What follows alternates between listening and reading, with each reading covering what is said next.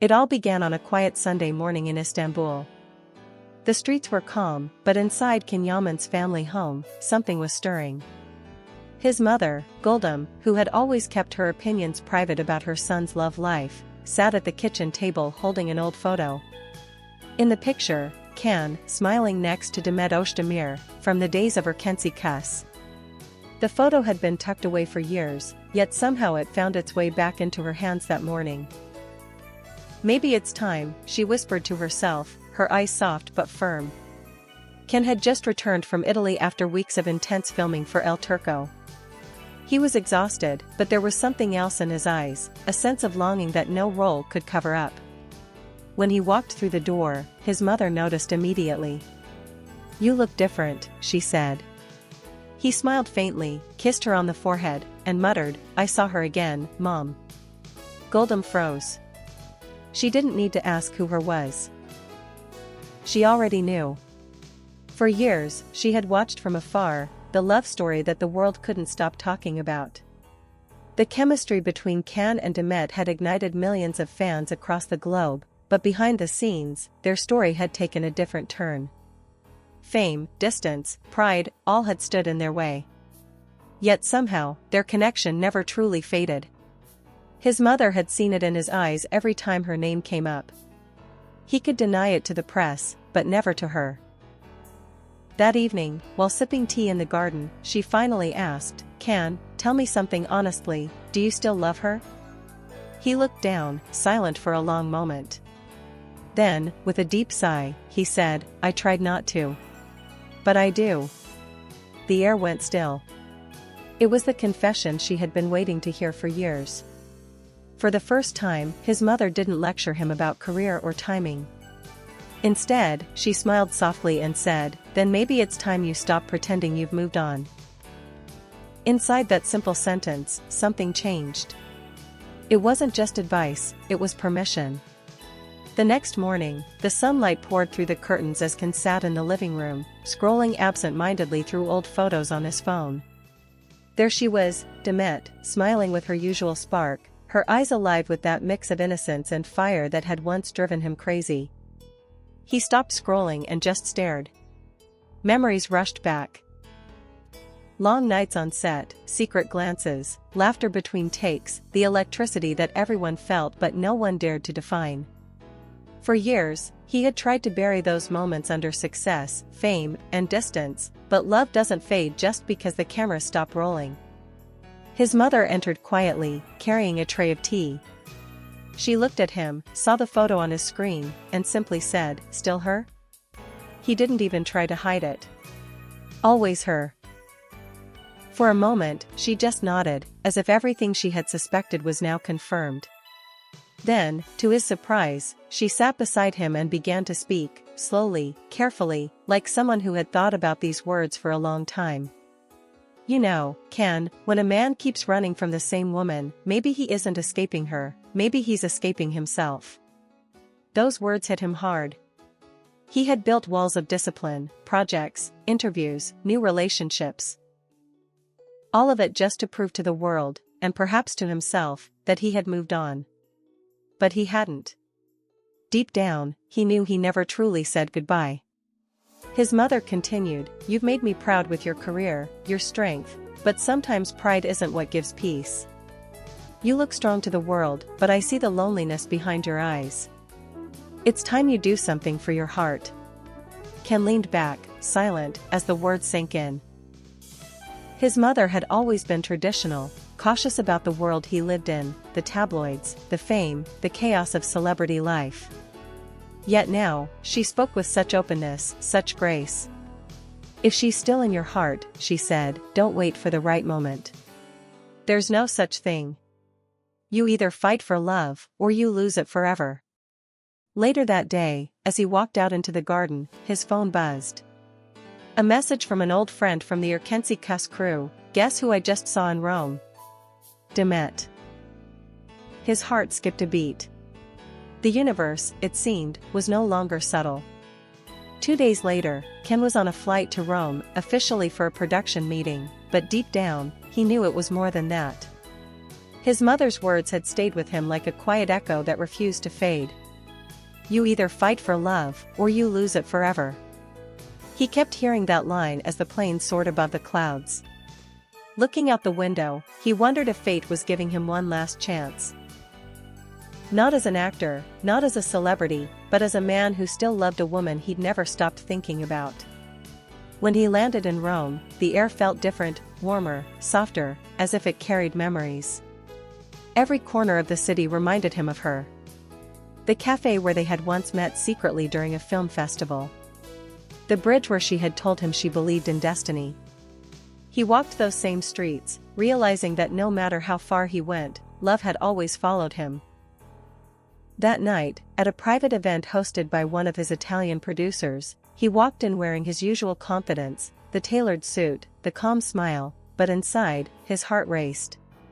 Because standing just a few meters away, laughing softly with a friend, was Demet. She hadn't seen him yet. Her hair was longer, her look more mature, but her eyes, still the same. Those eyes that once told him everything without a word. He froze for a second, trying to decide whether to approach her or walk away.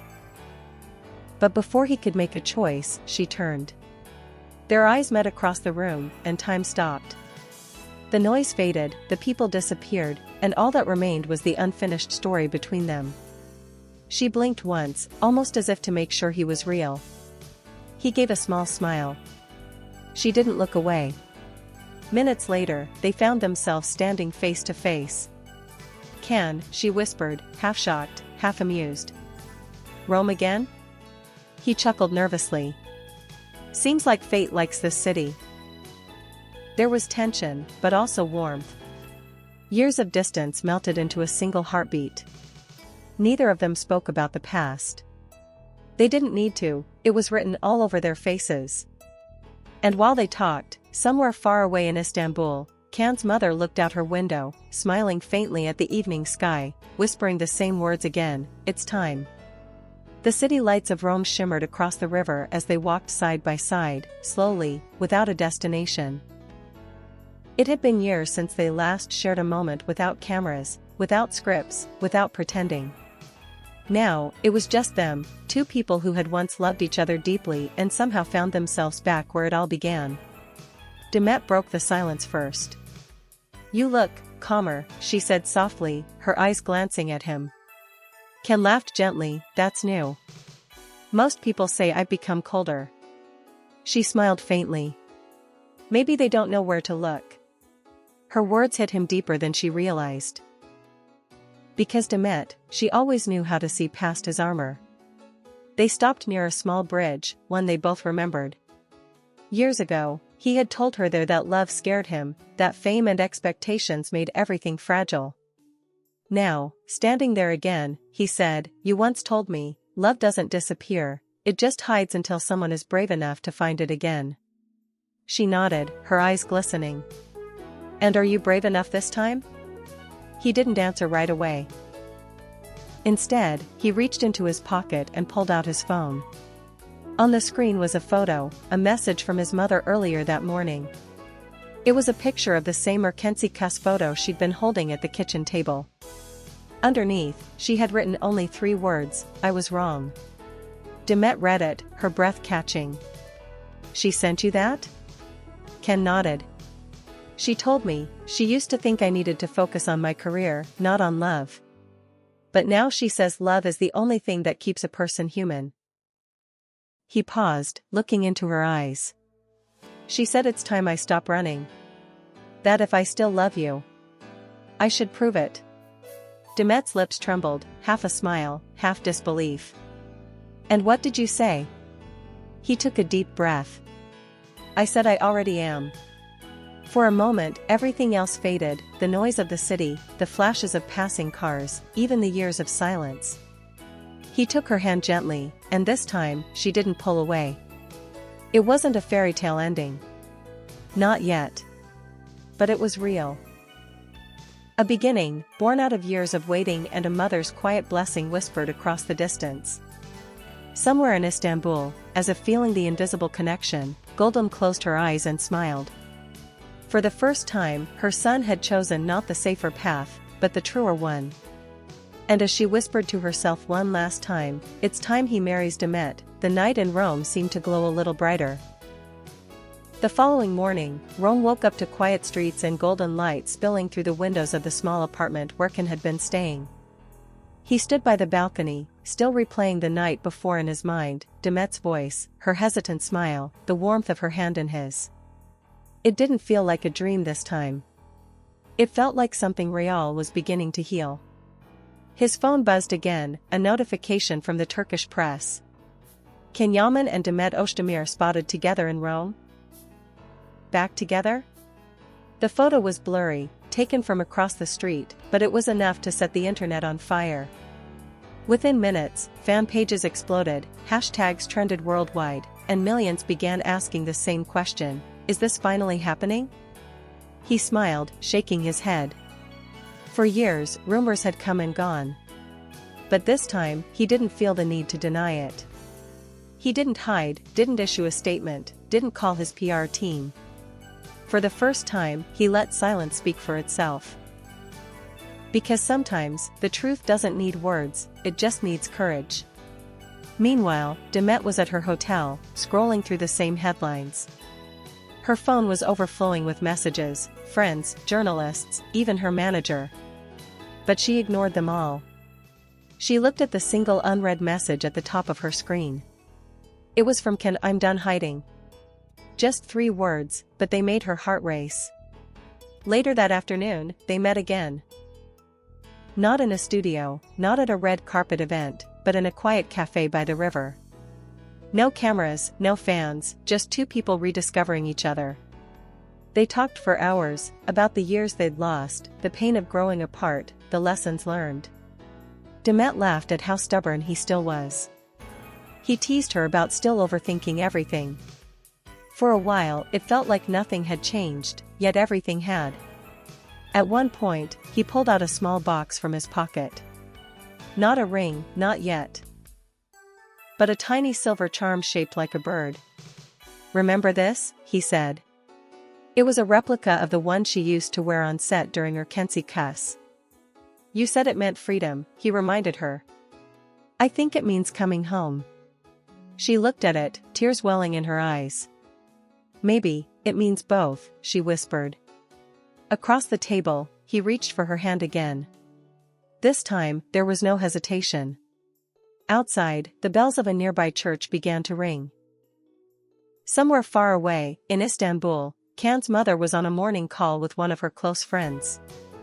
The woman asked, laughing, "So, have you finally accepted Demet?"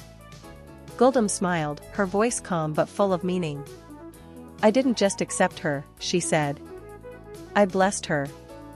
Weeks passed, and what began as a quiet reunion in Rome turned into something much bigger than either of them expected. The world couldn't stop talking. Headlines read, "The flame rekindled, Can and Demet together again." Paparazzi followed them through airports, fans screamed their names at events, but this time, both of them seemed unfazed. They weren't hiding anymore, and the peace on their faces told everyone that this love, long buried under pride and distance, had found its way back to life. One evening, they returned to Istanbul together. The airport was chaos, flashes, reporters, microphones everywhere, but behind the noise, something sacred waited. Can's mother. She stood quietly at the exit, holding a bouquet of white flowers. When she saw them walking toward her, hand in hand, her eyes softened. Demet hesitated for a moment, unsure of what to expect. But Gulden stepped forward, smiled, and said simply, "Welcome home." Demet froze. That tone, gentle, warm, full of acceptance, was everything she'd hoped for but never dared to expect. Ken glanced at his mother, almost in disbelief. For years, he had protected both women from the tension between them, always afraid they wouldn't understand each other. Now, standing there, he realized he didn't have to protect anything anymore. His mother reached out, placed her hand on Demet's cheek, and whispered, "You've waited long enough, my dear." So has he. The 3 of them stood there, no cameras, no acting, no scripts, just truth. Later that night, at home, Can's mother brought out an old silver bracelet. "This belonged to my mother," she said, handing it to Demet. "In our family, we give it when we give our blessing." Demet's hands trembled as she accepted it. Can watched silently, his eyes glistening. For once, even he didn't have words. Outside, the night was calm, the Bosphorus glittering under the lights. They sat on the balcony, Ken resting his head against Demet's shoulder, the city humming softly below. "It feels like the beginning," she whispered. He smiled. "Or maybe the continuation." Meanwhile, across the hall, his mother smiled to herself as she folded the day's newspaper. The headline read, "Mother's Blessing, Did Yaman get the green light to marry Demet?" She chuckled quietly and whispered, "They'll never know. I gave it long before anyone asked." The camera would fade there, the skyline of Istanbul glowing behind them, two hearts finally at peace, and one mother's silent wish fulfilled. Not the end, just the moment before forever begins.